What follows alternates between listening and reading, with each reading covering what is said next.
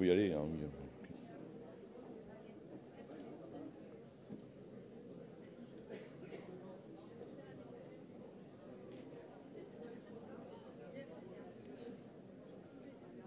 Monsieur Francis Rocard, conseiller scientifique des ministères, Mesdames et Messieurs les scientifiques et intervenants qui nous ont fait l'honneur d'intervenir lors des tables rondes d'hier, Mesdames et Messieurs les élus, Mesdames et Messieurs, l'an dernier, nous avions innové en réservant la dernière demi-journée des colloques des ministères du XXIe siècle, autrement dit la matinée du dimanche, à la tenue d'une conférence, éventuellement suivie d'un débat avec le public.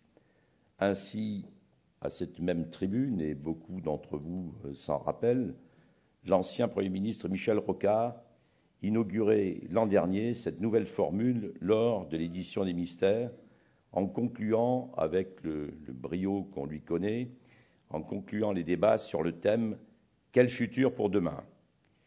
Pour conclure cette année les riches échanges qui ont eu lieu sur la question de l'éthique dans notre société, nous avons sollicité un éminent spécialiste, bien connu du grand public pour la vulgarisation scientifique qu'il fait depuis de nombreuses années sur des questions éthiques et philosophiques relatives à la médecine et aux biotechnologies, et tout particulièrement sur le clonage et les OGM.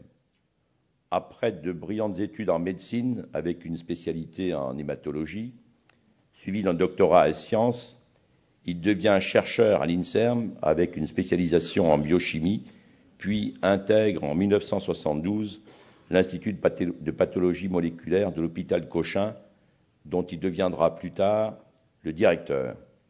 À la fin des années 80, il se fait le porte-parole en France de la thérapie génique, puis préside tour à tour la commission du génie biomoléculaire et le groupe d'experts de haut niveau pour les sciences de la vie auprès de la Commission européenne. Membre du Comité consultatif national d'éthique de 1992 à 2004, il a écrit de nombreux livres de vulgarisation scientifique et de réflexion philosophique. Il a accepté d'intervenir aujourd'hui sur la question éthique du progrès.